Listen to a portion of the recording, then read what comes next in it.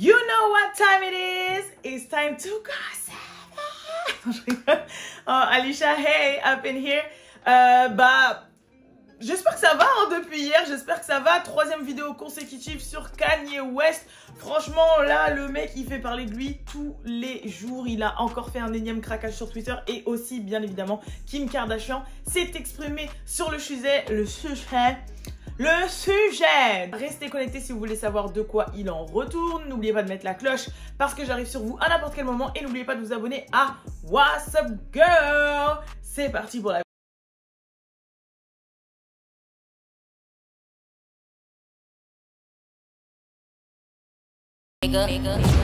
La vidéo va, comme je vous ai dit, va encore parler de Mr. Kanye West parce qu'il nous a refait un autre craquage twitterien. Là, il a recraqué, il a refait plein de tweets. Et puis, il y a Kim Kardashian qui s'est exprimé là il y a peut-être 2-3 heures sur son Insta Story parce qu'avec tout ce qui se passe, c'était obligé. Et il a été encore plus virulent que hier, en fait. Désolé, mon œil me gratte, Il a été encore plus virulent que la veille, en fait, avec Kim Kardashian et Chris. Donc, je suis là pour, bien évidemment, vous le traduire. Les gens qui regardent cette vidéo et qui n'ont pas vu celle d'avant, n'hésitez pas à aller la voir. Vous allez sur la chaîne. Parce que des fois, je dis barre d'infos pour les vidéos d'avant et j'oublie de les mettre. Donc, allez sur la chaîne et allez les voir. Mais nous, c'est parti. Donc, hier, Mr. Kanye West a dit Michael Jackson. Donc, quand il dit MJ, je pense qu'il dit Michael Jackson.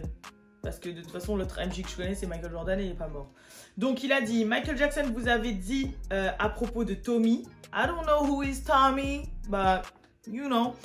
Je sais pas qui c'est Tommy du tout. Avant qu'il se fasse tuer, Kim a sauvé la vie de ma fille au nom de Jésus. C'est grâce à Dieu. Je vivrai pour mes enfants. Chris, je suis à Cody. Si tu es en train de planifier un autre shooting Playboy pour un de tes enfants. Donc, je pense que là, ça a été encore un shot à Kris Jenner pour dire en gros... Si tu me cherches, je suis là.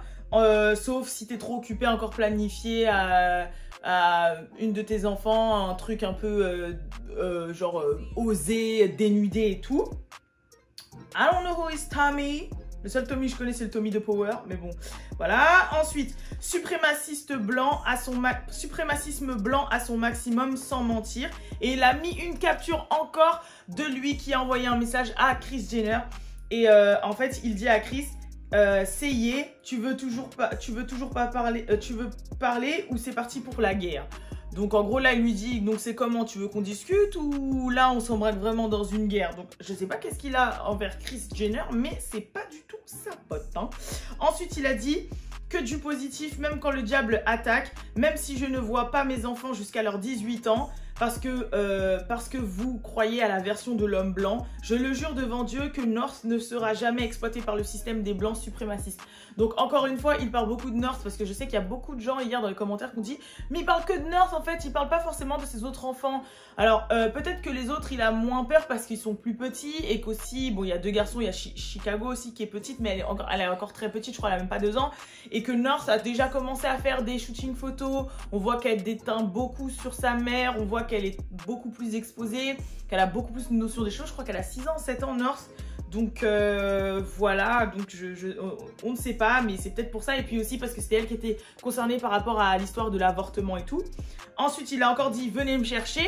Et là, il a name drop des gens, donc il a balancé des noms. Il a dit Larsa. Alors Larsa avec le bonhomme comme ça, comme hier quand il a dit Drake. D'ailleurs, il a redit Drake comme ça. Je sais pas qu'est-ce qu'il a contre Drake, mais bon. Ensuite, Larsa. Alors, Larsa Pippen, c'est l'une des meilleures amies de Kim Kardashian. Donc, Larsa Pippen, qui est l'ex-femme de Scottie Pippen, un grand joueur de la NBA, coéquipier de Michael Jordan. D'ailleurs, je vous invite à aller regarder le documentaire The Last Dance sur Netflix. Pour celles qui ne l'ont pas vu, même les meufs, regardez-le, il est franchement, c'est trop lourd. Franchement, je suis archi fan de Dennis Rodman. Je l'aimais bien avant, mais là, je l'aime encore plus. C'était vraiment un précurseur dans tout, même dans la sape et tout, incroyable. Enfin bref, je m'éloigne. Et donc ouais, Larsa Pippen, donc la grande histoire, le grand buzz de Larsa Pippen, c'est qu'en fait elle aurait trompé Scottie Pippen avec le rappeur Future. Et puis voilà, Future l'aurait exposé, et puis le pauvre Scottie, qui a l'air tout gentil en plus, se fait, tous les jours sur Twitter, il se fait, enfin tout le monde l'affiche, il se fait afficher et tout, parce que tout le monde se moque de lui en mode Future il a baisé ta meuf et tout, enfin miskina. Il a dit au nom de Jésus no cap, donc voilà, au nom de Jésus no cap, je vous ai expliqué hier, ça veut dire sans mytho. Je devrais balance d'autres noms. Donc peut-être qu'en gros, il veut dire que Larsa Pippen et Drake font partie des blancs suprémacistes ou sont du côté des blancs suprémacistes. Enfin, j'ai pas compris, j'essaye de rester dans la ligne éditoriale de cet homme, parce que je comprends pas trop. Ensuite, il a dit, ils ont essayé de venir me voir avec un docteur pour me mettre en 51-50 me. Enfin, 51-50 me. En gros, comme d'hab, il est dans son truc en disant qu'ils ont essayé de venir le voir avec un docteur pour pouvoir le faire enfermer. Ensuite, il a dit, j'essaye de divorcer Kim depuis que je sais qu'elle a capté Meek Mill à l'hôtel Waldorf, excusez-moi. J'écris n'importe comment. Donc à l'hôtel Waldorf pour parler de la réforme des prisons. Ah oui, ça j'ai oublié de le dire dans la vidéo. En fait là, Kanye, surtout en mettant des guillemets sur Prison Reform, il sous-entend que Kim Kardashian l'aurait trompé avec Meek Mill. C'était le truc le plus important et j'ai omis de le dire dans la vidéo. Donc voilà, en gros, c'est ça qu'il sous-entend. Il sous-entend que Kim l'aurait trompé avec Meek Mill et que genre il l'aurait capté à l'hôtel, elle l'aurait capté Meek Mill à l'hôtel pour parler de Prison Reform entre guillemets. Mais en gros, c'est ça qu'il a sous-entendu. Donc maintenant, on sait que Kanye vient d'avouer directement sur Twitter qu'il veut divorcer Kim depuis un moment. Donc je pense que c'est Kim qui ne le veut pas, vu qu'il a dit « j'essaie de divorcer Kim depuis ». Donc voilà, après ça peut être plusieurs raisons. Hein. Ça se trouve que pour des raisons financières, pour des raisons de l'image, et aussi juste parce que peut-être qu'il est en crise bipolaire et qu'en vrai, il ne veut pas la divorcer. Donc Kim essaie quand même de maintenir la situation. On ne sait pas, mais en tout cas il essaie de divorcer Kim et depuis cette histoire de réforme des prisons où elle a rencontré Meek Mill, donc je pense que ça fait déjà plusieurs mois, déjà c'était avant le corona, ça c'est clair et net, et ça fait un moment que Kim Kardashian s'occupe des réformes de prison, donc je crois que ça fait peut-être une bonne année. Hein. Je vais pas dire de bêtises, mais en tout cas ça fait plusieurs mois, ça c'est sûr. Donc attendez, je sais même plus où j'en suis. Ah oui, voilà. J'ai encore 200 trucs à dire. C'est mon Lady Tweet of the Night. Bon, alors là, j'ai pas trop compris. Je pense que là, c'est ça. Son cerveau va trop vite, là. Son cerveau va trop vite. Il est inspiré, tu vois, rappeur, tout ça. Bon, c'est mon tweet de Lady of the Night. Après, il a dit, celui-là j'ai rigolé un peu, il a dit Chris Kim Jong-un. Donc en gros, il a comparé Chris à Kim Jong-un, le dictateur de la Corée du Nord. Bon, Chris, on sait que c'est une momager, comme on dit, donc une maman et une manager hors pair, elle manage tout le monde. On sait que les Kardashians sont là où ils en sont grâce à Kris Jenner. Hein, franchement, cette dame-là, on peut pas dire, mais niveau marketing, niveau management, niveau tout, elle est assez, franchement, elle est forte, Donc voilà, et ensuite il a dit, Lil Baby est mon rappeur préféré, mais il ne veut pas faire de feat avec moi. Bon bah voilà, ok. Bon alors Lil Baby, forcément gros rappeur montant de cette nouvelle génération. Enfin quand je dis nouvelle génération, il a un petit peu beaucoup explosé depuis l'année dernière, voire 2 ans et tout. On l'a connu avec Gunna, etc. Je parle du grand public, bien évidemment, avant que je me fasse lyncher.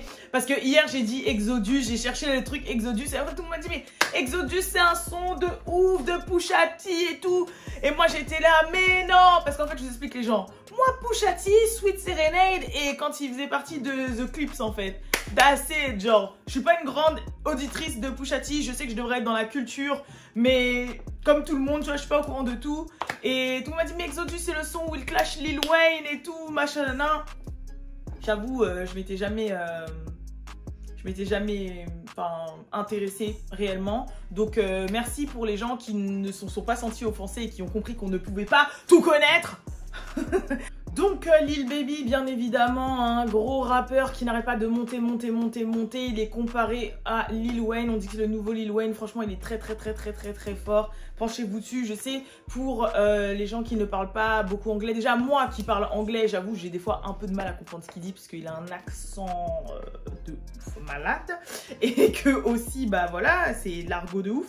Mais franchement, gros potentiel. Et de toute façon, tout le monde dit que c'est le GOAT de la nouvelle génération. Tout le monde dit que voilà, c'est le futur Lil Wayne. Lil Wayne dit que c'est son rappeur préféré. Kanye West dit que c'est son rappeur préféré à partir du moment où eux disent que voilà, c'est le plus chaud. Hein. Qu'est-ce que vous voulez que je vous dise? Il a dit Mick, c'est mon gars et a été respectueux. C'est Kim qui a dépassé les bornes. Donc là, il dit clairement que quand Kim et Meek Mill se sont retrouvés à l'hôtel pour parler de la réforme des prisons, il a pas du tout mal pris ça de Meek Mill et il dit qu'en gros, il a été très respectueux, mais que c'est Kim qui a dépassé les bornes. Je pense qu'il devrait dire ça parce que peut-être que Kim a été rencontrer Mick sans prévenir Kanye. Et puis voilà, t'es marié, tu dis pas à ton mari que tu vas rencontrer un mec dans un hôtel. C'est bizarre. Voilà. Peut-être qu'il dit aussi que c'est Meek Mill qui a été respectueux parce que c'est peut-être Meek qui a prévenu Kanye. I don't know. Là, c'est des suppositions. Là, c'est vraiment des suppositions de ma part. Ensuite, il a dit « Je vaux plus de 5 milliards de dollars ». Donc, on est passé de 1 milliard à 3 milliards, maintenant à 5 milliards. Et c'est grâce au Christ. Vous n'avez pas voulu écouter Michael Jackson et maintenant, vous les croyez.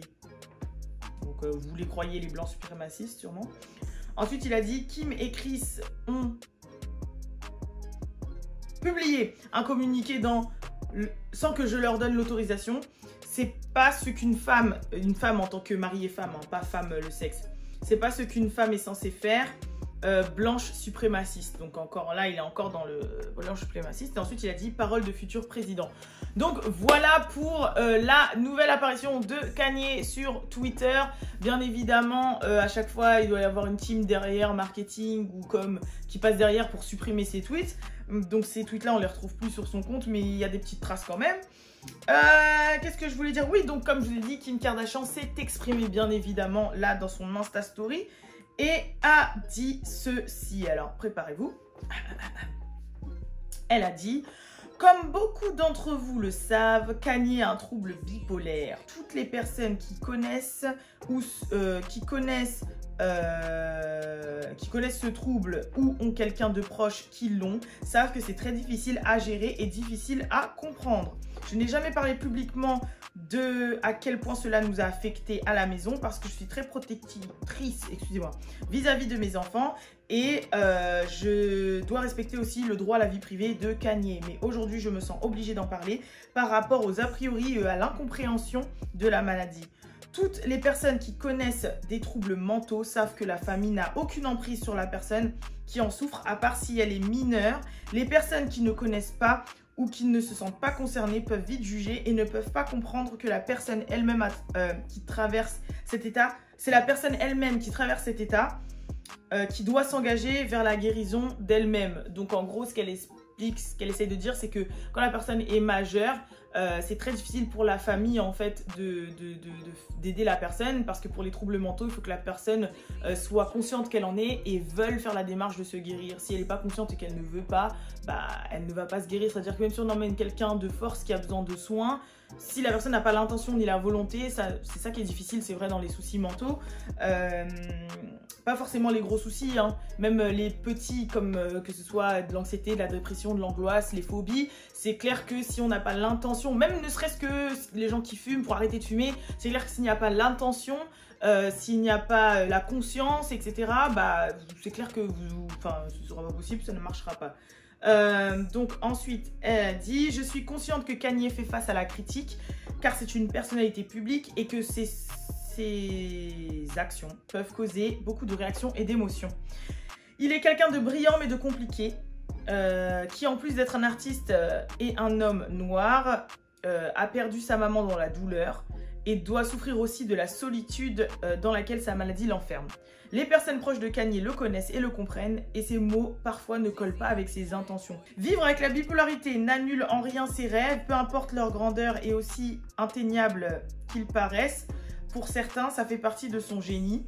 Et comme beaucoup l'ont vu, beaucoup de ses rêves sont devenus réalité. C'est français ce que j'ai dit là? Je ne sais pas, mais bon, vous avez compris l'idée. Ensuite, nous, en tant que société, parlons souvent de l'importance et le soutien apporté aux personnes souffrant de problèmes mentaux. Mais il faut aussi le donner aux personnes concernées quand elles en ont le plus besoin. Je demanderai donc aux médias et au public de faire preuve de compassion et d'empathie pour que l'on puisse traverser tout cela. Merci à toutes les personnes qui ont exprimé leur inquiétude pour Kanye et pour votre compréhension. Avec amour et gratitude, Kim Kardashian West. Voilà ce qu'a dit Kim Kardashian. Donc il y a Larsa Pippen qui a réagi là il n'y a pas très longtemps sur sa story Insta en disant qu'en gros elle s'est réveillée en étant bénie d'avoir ce style de vie et qu'elle ne calcule pas les cancans et la vie des autres et qu'elle s'occupe de ses enfants et de sa nouvelle fitness brand, enfin bref un message dans le vide quoi. Et ensuite il y a Meek Mill qui a posté cette photo et qui a dit j'essaye de mettre au clair aucune rumeur, genre en mode il s'en fout lui aussi, c'est pas ses affaires, il a rien à dire. Alors là c'est parti pour les avis ou pour les petites suppositions. Supposition numéro 1, l'album sort vendredi, donc il en est conscient, peut-être qu'il est dans sa crise de bipolarité, mais il est aussi très conscient que son album sort vendredi. Et comme l'a dit Malek, dans la vidéo d'hier, allez regarder d'ailleurs, je vous ai dit, super commentaire, la productivité, la créativité est vraiment très boostée. Donc peut-être qu'il a conscience de ça. Donc là, franchement, il se lâche et il sait que ça sort vendredi. Il va faire parler de lui toute la semaine. Deuxième chose, bah, c'est vraiment, comme je vous ai dit, bah, moi je doute pas. Je pense qu'il est vraiment dans une crise dans une période de crise dans sa bipolarité. Et c'est aussi simple que ça. Il craque vraiment, il dit vraiment ce qu'il en est. Il n'y a pas de cherchage de clout ou de buzz. Et voilà. Et donc, Kim essaye de ramasser les pots cassés, mais voilà, et peut-être qu'elle va craquer parce que c'est difficile à gérer. Au final, ils vont vraiment divorcer ou pas, je ne sais pas. Enfin bref, voilà. Troisièmement, hello les complotistes et MK Ultra. Quatrièmement, tout est fake, tout est fake, tout est fake, fake. Et c'est juste pour le clout et le buzz, l'album et la prochaine saison des Kardashians. Voilà, c'est tout. En tout cas, n'hésitez pas à dire ce que vous pensez encore et toujours de toute cette histoire. Bon, je pense que le truc global, c'est que c'est ouf ce qui se passe. Et bah, je vous dis à la prochaine pour la prochaine vidéo. J'espère que la prochaine vidéo, elle va concerner autre chose que Kanye West. Parce que là, ça fait 3 vidéos d'affilée. Mais bon, c'est mon devoir de vous tenir au courant de tout ce qui se passe. Et voilà. Je vous dis à la prochaine pour la prochaine vidéo. Peace.